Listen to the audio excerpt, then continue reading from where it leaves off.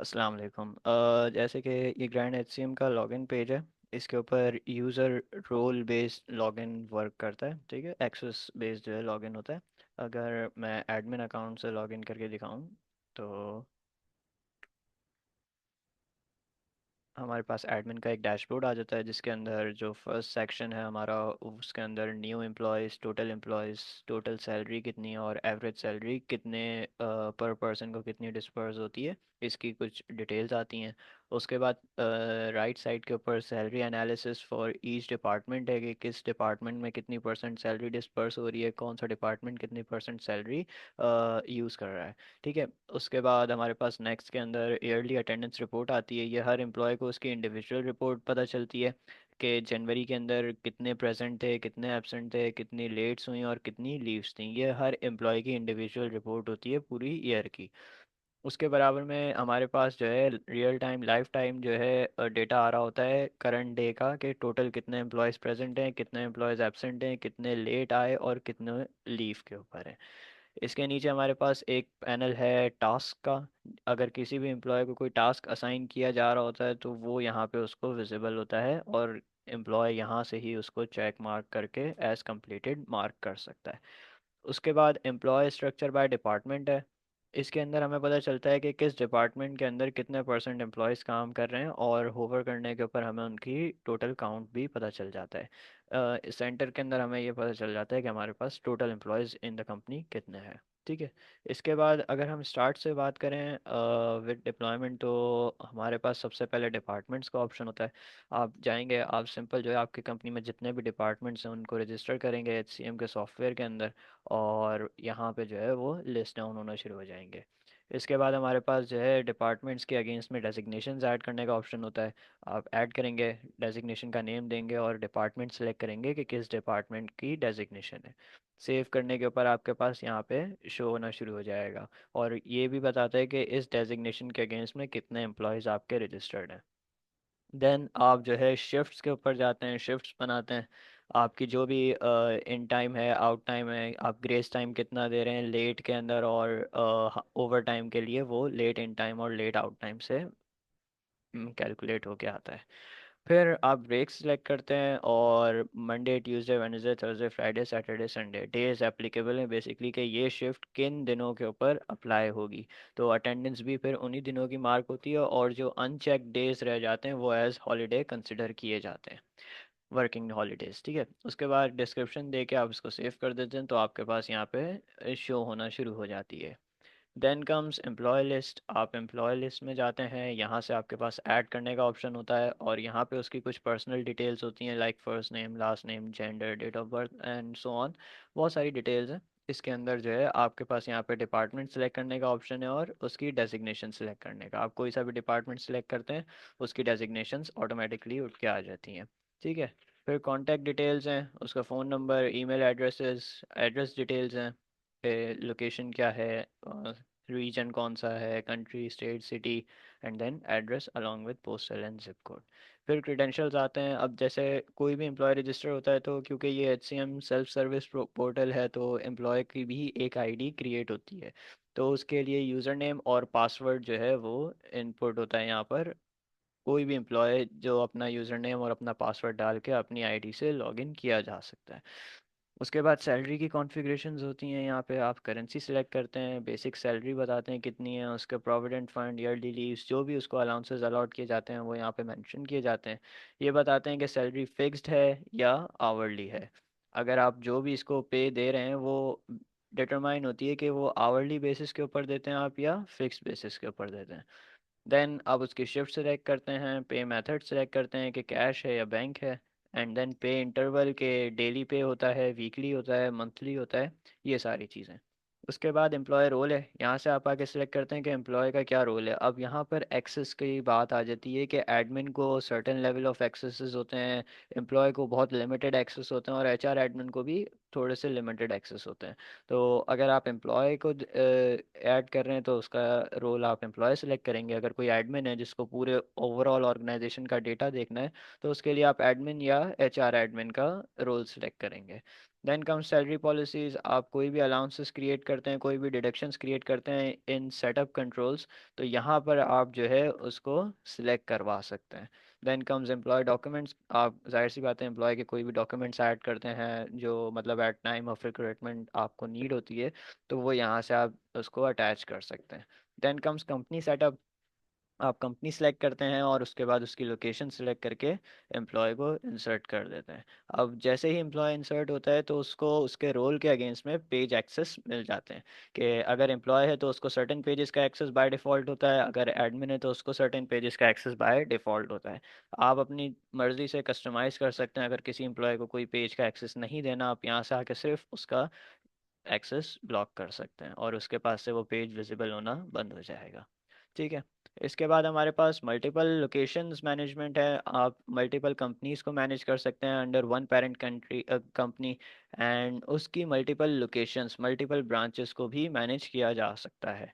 Then comes attendance, attendance के अंदर हमारे पास दो व्यूज़ होते हैं। एक हमारे पास हर एम्प्लॉय का इंडिविजुअल एम्प्लॉय का पूरे मंथ का व्यू होता है, जो कि एडमिन हर एम्प्लॉय का इंडिविजुअली व्यू कर सकता है। सिर्फ आपको फिल्टर से सिलेक्ट करना है और व्यू का बटन दबाना है तो आपके पास ये सिलेक्ट हो जाएगा। देन कम्स हमारे पास अटेंडेंस का ग्रिड व्यू, जिसके अंदर सारे एम्प्लॉयज़ की पूरी मंथ की डेटा आ रहा होता है। इसके अंदर आपके जो भी आपने शिफ्ट के अंदर हॉलीडेज डिटरमाइन किए होते हैं वो हॉलीडेज मार्क होते हैं, रेस्ट आपका जो भी स्टेटस होता है, जो भी इन टाइम आउट टाइम होता है, वो यहाँ पे विजिबल होता है। ठीक है। इसकी आप सिंपल एक एक्सेल रिपोर्ट भी जनरेट कर सकते हैं with the click of this button, और आपकी एक्सेल की रिपोर्ट उस महीने के उस साल के नाम से जनरेट हो जाएगी। उसके बाद हमारे पास एक पोर्टल है मशीन मैनेजमेंट का। आपकी जो भी अटेंडेंस मशीन है उसकी सीरियल नंबर यहाँ पे मेंशन होते हैं, और उसकी जो भी उस मशीन के ऊपर इस एम्प्लॉय की जो भी यूज़र आईडी होती है वो यहाँ पे मेंशन होती है। जब आप यहाँ पे लिख के और उसको सेव करेंगे तो आपका एम्प्लॉय एचसीएम के अंदर आपकी मशीन के जो भी एम्प्लॉय है उससे लिंक हो जाता है, तो उसकी अटेंडेंस फिर हमारे पास पोर्टल के ऊपर डिस्प्ले होना शुरू हो जाती है। देन कम्स रिक्वेस्ट, आप कोई भी जैसे एम्प्लॉय सेल्फ सर्विस पोर्टल है तो एम्प्लॉय अपनी लीव रिक्वेस्ट कर सकता है, अपनी advance request, loan request, and there are many types of request that employee can do. जिसके अंदर सबसे पहले हमारे पास लीव रिक्वेस्ट है। अब लीव के अंदर वो जाएगा, कोई भी रिक्वेस्ट सेलेक्ट करेगा कि मेरी जो है लीव टाइप क्या है, मेरी जैसे कैजुअल लीव है, फ्रॉम और कब से कब तक है। उसके बाद उसकी डिस्क्रिप्शन दे के वो सेव कर देगा। तो जैसे ही वो सेव करेगा एडमिन और एचआर एडमिन के पास एक रिक्वेस्ट चली जाएगी, और वो फिर यहीं से ही उसको अप्रूव या रिजेक्ट कर सकते हैं। अगर अप्रूव होगी तो उसकी अटेंडेंस में से वो लीव काउंट होगी, अगर वो रिजेक्ट होगी और फिर भी वो नहीं आया तो वो एब्सेंट काउंट होना शुरू हो जाएगी। ऐसे ही हमारे पास एडवांस रिक्वेस्ट है, लोन रिक्वेस्ट है, अटेंडेंस रिक्वेस्ट है, जनरल रिक्वेस्ट है। अकाउंट्स के अंदर आ जाते हैं तो हमारे पास एक्सपेंसेस हैं। कोई भी एम्प्लॉय अपने जो है पर्सनल एक्सपेंसेस या बिजनेस एक्सपेंसेस यहाँ पर रिकॉर्ड कर सकता है एज रिकॉर्ड पर्पसेस। यहाँ पर सिंपल आप एक्सपेंस टाइप सेलेक्ट करते हैं, उसकी अमाउंट डालते हैं, किस दिन हुआ, और उसका एक रीज़न सेलेक्ट करके सेव कर देते हैं। तो आपको एक रिकॉर्ड रखने के लिए आपके पास एक्सपेंस मैनेजमेंट आ जाता है। Then comes payroll, payroll generate करने के दो तरीके हैं, इंडिविजुअली एम्प्लॉय का भी किया जा सकता है और बल्क सैलरी भी आप बना सकते हैं सारे एम्प्लॉयज़ की। अब आप यहाँ पे जाएंगे, आप कोई भी एम्प्लॉय सेलेक्ट करते हैं, उसका मंथ सेलेक्ट करते हैं, ईयर सेलेक्ट करते हैं और सबमिट का बटन दबाते हैं, तो उसकी उस स्पेसिफिक मंथ की, उस स्पेसिफिक ईयर की सारी डिटेल्स आ जाती हैं, जिसके अंदर हमारे पास ऑटोमेटिकली कुछ चीज़ें कैलकुलेट होके आती हैं, जस्ट लाइक ओवर टाइम, उसका मेडिकल अलाउंस, उसका एडवांस अगर उसने कोई लिया हुआ है वो कैलकुलेट होके आ जाता है। जो भी आप अलाउंसेस और डिडक्शंस वहाँ पर उसको रजिस्टर करते हुए आप अलॉट करते हैं तो वो ऑटोमेटिकली हमारे पास कैलकुलेट होके आ रहे होते हैं। ठीक है। इसके बाद आप पे मेथड सेलेक्ट करते हैं, पे मेथड सेलेक्ट करने के बाद आप जो है सबमिट दबाएंगे तो उसकी जो है एक सैलरी स्लिप जनरेट हो जाती है, जो कि आप यहाँ से जाके व्यू भी कर सकते हैं। सैलरी स्लिप कुछ इस तरीके से जनरेट होती है जिसके अंदर हमारे पास प्रिंट का ऑप्शन है, आप चाहें इसको प्रिंट कर सकते हैं। और उसके अलावा हमारे पास जो है एक दफ़ा अगर आपने सैलरी डिस्पर्स कर दी तो वो जो है आपका एडिट नहीं हो सकती, लेकिन डिस्पर्स करने से पहले आप उसको एडिट कर सकते हैं सैलरी लिस्ट में जाके। मैं यहाँ पर आया, मैंने इसकी कॉन्फ़िगरेशंस कुछ चेंज की हैं, जैसे फॉर एग्जांपल 500 किया, और मैं सिर्फ यहाँ पे सबमिट करूँगा तो उसकी जो है कॉन्फ़िगरेशंस चेंज हो जाएंगी, वहाँ पे जाके सैलरी उसकी चेंज हो जाएगी। सैलरी के अंदर ऑर्गेनाइजेशन नेम आता है, उसका एड्रेस आता है, नीचे जो है एम्प्लॉय का नेम आता है, उसकी डेजिग्नेशन आती है, इनवॉइस का एक नंबर आता है, और उसके बाद उसकी किस मंथ की सैलरी जनरेट हो रही है ये मेंशन किया जाता है। ठीक है। उसके बाद हमारे पास जो है डिस्पर्स करने का एक ऑप्शन है। आप बैंक सेलेक्ट करते हैं कि कौन से बैंक से सिलेक्ट डिस्पर्स कर रहे हैं और उसको सेव कर देते हैं, तो वो ट्रांसफर्ड फ्रॉम के अंदर यहाँ पे शो होना शुरू हो जाती है।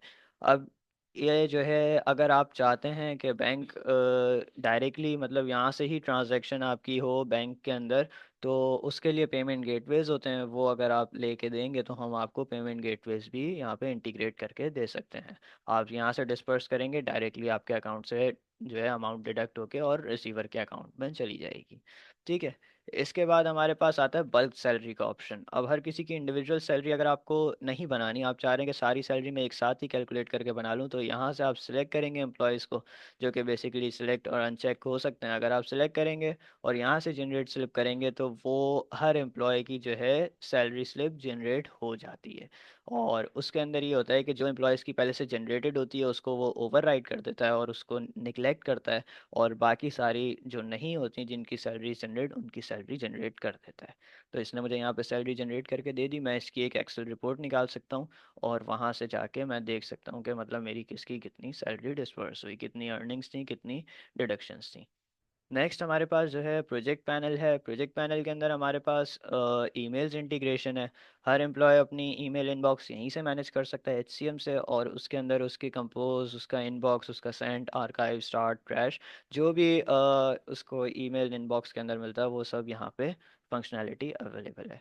उसके बाद हमारे पास क्लाइंट मैनेजमेंट सिस्टम है। हर एम्प्लॉय अपना क्लाइंट इंडिविजुअली मैनेज कर सकता है। यहाँ पे आके सिर्फ क्लाइंट की कुछ इन्फॉर्मेशन डालनी होती है, उसका एसएलए टाइप डालना होता है कि प्रीमियम है या स्टैंडर्ड है, जो बेसिकली फिर फर्दर आगे जाके जो है हमें डिटरमाइन करने में आसानी होती है कि इसकी प्रायोरिटी क्या है।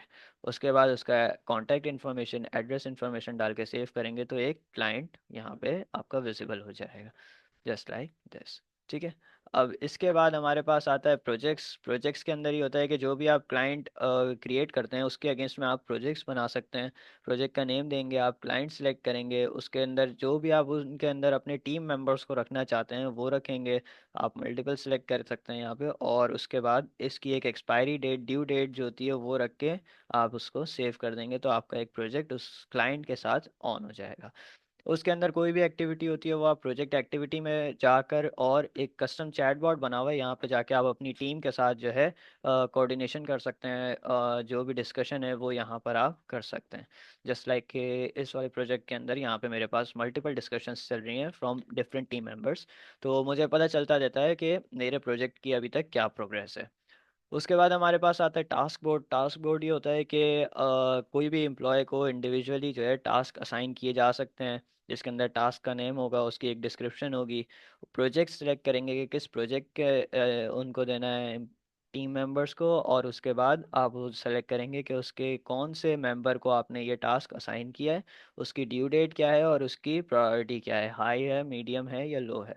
जब आप ये करते हैं तो वो यहाँ पे प्लान के अंदर शो होना शुरू हो जाता है उस एम्प्लॉय के पास, और फिर वो ड्रैग एंड ड्रॉप करके सिंपली यहाँ से उसको चेंज कर सकता है उसका स्टेटस कि अभी इन प्रोग्रेस है और अब जो है मेरा कंप्लीट हो गया। तो इसके बाद जो है मैं इससे एडमिन को पता चल जाता है कि हमारे कितने टास्क अभी प्लान में हैं, कितने प्रोग्रेस में और कितने कंप्लीट हो गए। नेक्स्ट अप इस डीएमएस। हमारे पास पूरा एक डॉक्यूमेंट मैनेजमेंट सिस्टम है, जिसके अंदर कोई भी किसी भी किस्म का डॉक्यूमेंट हर एम्प्लॉय अपने मैनेज कर सकता है, शेयर कर सकता है within the team, within the employee structure, जो भी आपका ऑर्गेनाइजेशन स्ट्रक्चर है जिसमें जितने एम्प्लॉयज़ हैं, उसके साथ ऑप्शन होता है कि मैं कोई भी डॉक्यूमेंट यहाँ से अपलोड करूँ, उसके बाद उसको शेयर कर दूँ, तो मेरे पास ये ऑप्शन अवेलेबल है। मैं सेल्स के किसी भी एम्प्लॉय को शेयर करना चाहता हूँ विद परमिशंस के वो प्रीव्यू कर ले, डाउनलोड कर ले या एडिट कर ले, और एक एक्सपायरी डेट के इसके बाद उसके पास ये डॉक्यूमेंट एक्सपायर हो जाएगा, वो इसके ऊपर कोई भी एक्शन नहीं कर पाएगा।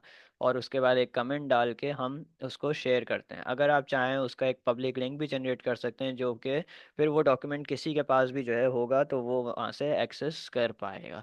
और लिंक की एक एक्सपायरी डेट होती है कि इस तारीख के बाद ये लिंक हमारा वर्क नहीं करेगा। जब आप ये शेयर कर देंगे तो सामने वाले एम्प्लॉय के पास शेयर डॉक्यूमेंट के अंदर वो डॉक्यूमेंट विजिबल होना शुरू हो जाएगा।